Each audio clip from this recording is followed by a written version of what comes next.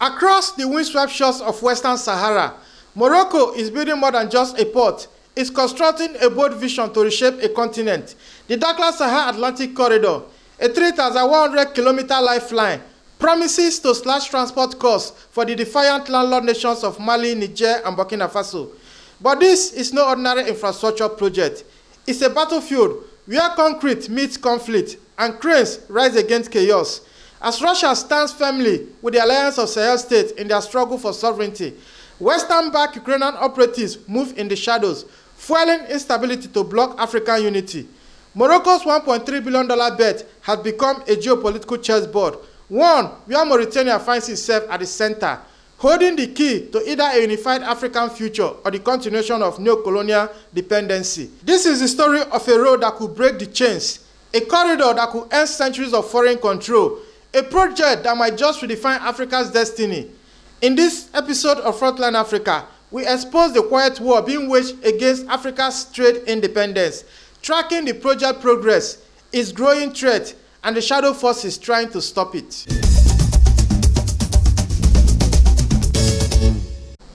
Picture a port, not just cranes and docks, but a monumental gateway to freedom. Rising from the desert coast, 40 kilometers north of Dakhla City, the Dakhla Atlantic Port is a crown jewel of Morocco's Atlantic Initiative, a 1,700-hectare mega project poised to shatter the economic isolation of Mali, Niger, and Burkina Faso. This port, designed to handle 35 million tons of cargo annually, is a logistical weapon that could finally break the Sahel's dependence on expensive, politically compromised coastal routes controlled by ECOWAS states, still tethered to Western interests. For generations, the Sahel nations watched their resources flow through foreign ports, paying extortionate fees that drain treasuries and fed dependency. But now, under floodlights that cut through Saharan night, construction crews work three shifts to build a symbol of defiance. The main breakwater is already 85% complete. Over 75% of the massive concrete blocks that will shade it from the Atlantic Fury are stockpiled, ready. Morocco isn't going it alone. The UAE has invested heavily, signaling potent Arab-African solidarity against the forces that thrive on African division. When operational by 2029, the port will boast 3 terminals for oil, commercial goods, and marine products, capable of processing over 1 million tons of fish annually. But this progress carries danger. Polisario fighters, backed by Algeria and Western intelligence networks, have already targeted remote sites. Each pour of concrete, every truck convoy moves under the shadow of sabotage. Because for those who profit for Sahelan dependence, a unified Africa is their greatest threat. But the Polisario isn't the only threat. The next act of sabotage doesn't come from militants, it comes from a state, and it strikes right along the road to Nouakchott. The highway stretching north from Dakhla, a ribbon of blacktop across the sands of Western Sahara, is more than a road. It's a declaration. Every kilometer carved into the desert marks a defiant step towards economic liberation for the Alliance of Sahel States.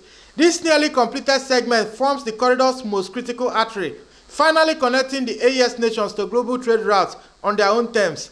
Yet, progress here faces resistance, not from the terrain, but from geopolitics. While Morocco nears completion on its side, international donors, many tied to Western powers, store critical financing for the Mauritanian extension. The same actors who funded foreign military bases across the Sahel now suddenly claim austerity when asked to support African infrastructure.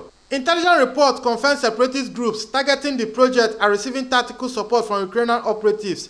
But even sabotage from the shadows isn't the most dangerous challenge. In Nouakchott, foreign flags are flying, and they are not just symbols. They are signs that the corridor's biggest test may come from within. In Mauritania's quiet diplomatic quarter, the flags flying over foreign embassies tell a tense story. Among them, the newly raised Ukrainian flag stands out, not as a gesture of diplomacy, but as a warning. Opened in May 2024, Ukraine's embassy is the latest move in a broader Western strategy to destabilize Africa's rising powers by extending their proxy war into the Sahel. Behind its doors, operatives posing as diplomats offer Mauritanian government military aid, training programs, and intelligence sharing, all aimed at embedding Western intelligence deeper into the region's security apparatus. Ukraine is ready to share its experience, said a special representative, but the offer, wrapped in neutral language, hides its true intent. divide the region, and weaken the AES-Morocco alliance. Mauritania, to its credit, has refused to play the pawn. President Mohamed and his advisors have maintained careful ambiguity, neither embracing nor rejecting the offers outright. This tightrope diplomacy is not indecision, it's strategy. By refusing to be drawn into anyone's war, Nouakchott preserves its leverage with all sides. Meanwhile, Russia's African Corps, replacing the Wagner Group, continues providing structured, state-backed support to the AES government, reinforcing sovereignty rather than undermining it. Wagner is gone, says a regional diplomat, but Russia stayed. That says everything. Now, Mauritania must decide, will it become the weakest link in Africa's most ambitious liberation corridor or its strongest protector? But that choice may no longer be theoretical, because on its border with Mali, the proxy war turns real, and blood has already been spilled. The vast, porous border between Mali and Mauritania has become a flashpoint in the growing confrontation between African sovereignty and Western-backed destabilization. In April, Malian forces, supported directly by Russian advisors, pursued a group of Ukrainian-trained insurgents across the unmarked frontier. The hot pursuit ended in civilian casualties, exposing the raw truth behind Africa's latest proxy war. It's being fought by mercenaries, separatists, and extremists armed with foreign agendas. Their mission is clear: disrupt the corridor, destabilize the region, and keep the Sahel fractured. The cross-border incident triggered urgent diplomacy. Mauritania's defense minister flew to Bamako for emergency talks.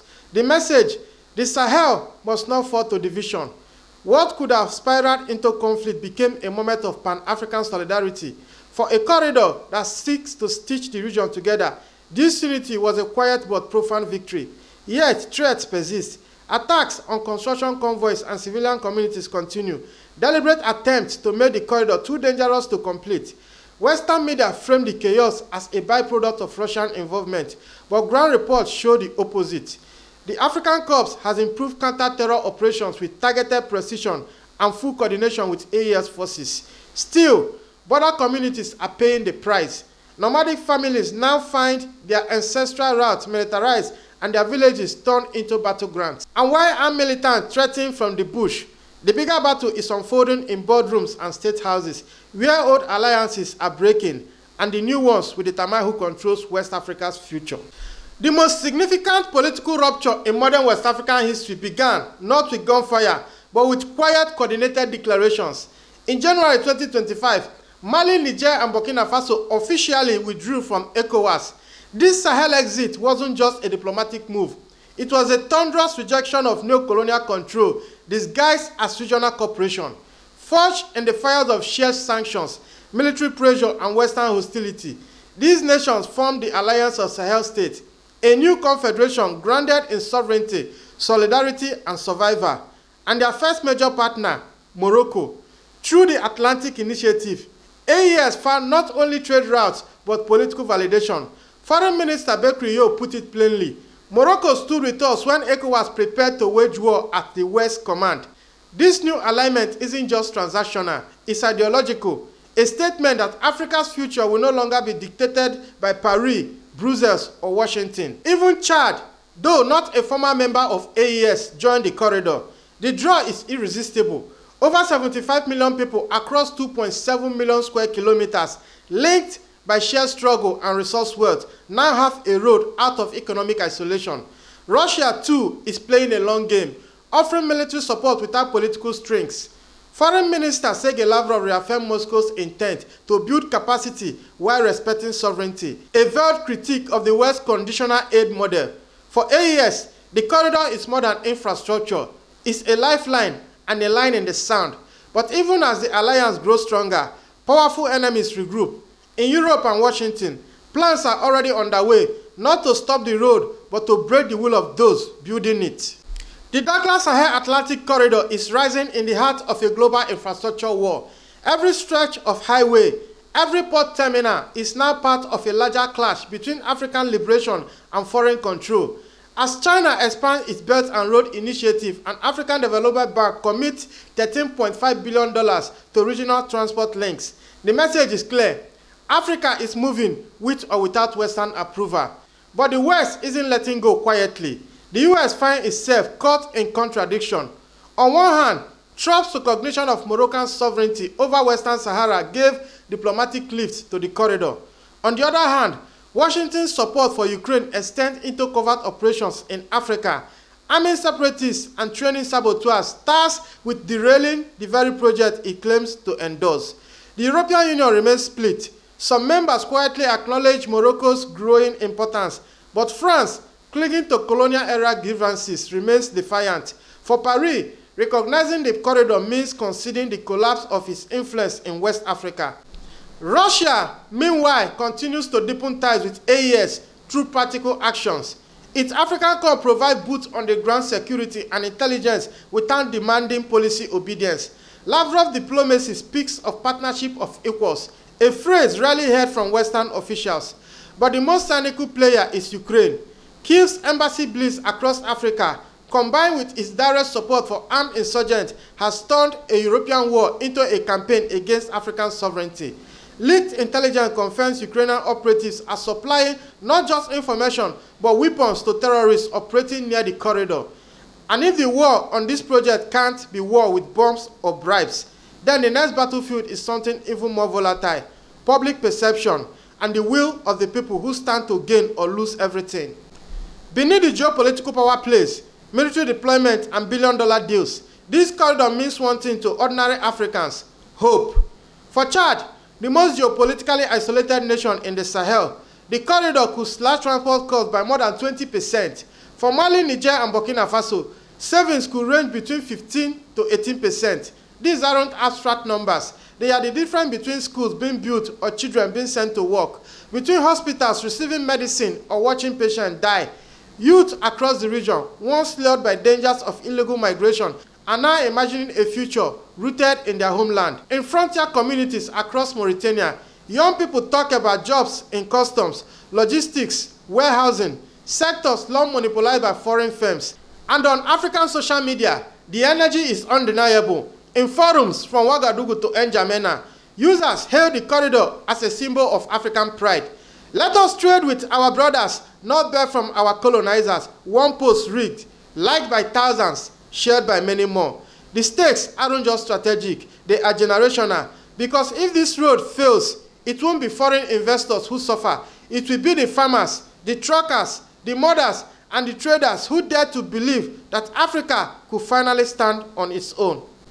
As the sun rises over Dakhla port, construction cranes continue their patient work, laying steel, pouring concrete, and stitching together a dream once thought impossible. But this isn't just a port, it's a front line, a symbol of African defiance in a world still wired to keep the continent divided and dependent. The Dakhla-Sahel Atlantic Corridor is more than an infrastructure project, it's a continental litmus test. A measure of whether Africans can chart their own path without foreign masters. It unites allies who believe in shared destiny and exposes those who fear what Africa might become if truly free. The choice has never been starker: a future of authentic cooperation with those who respect African sovereignty, or a return to a familiar cage wrapped in new flags and funded by the same old powers. And while bombs may be planted and flags may be flown, the true battleground is belief. Belief that African nations can trade freely, grow independently, and stand tall without foreign permission. This corridor runs through deserts, over borders, and into the hearts of millions. And whether it's finished or sabotage, we tell the world everything it needs to know about the future of Africa's freedom. This is Frontline Africa. If you value truth unfiltered and power reframed from an African lens, subscribe, like, and stay tuned. I am Ezekiel Enegeta. See you in the next one.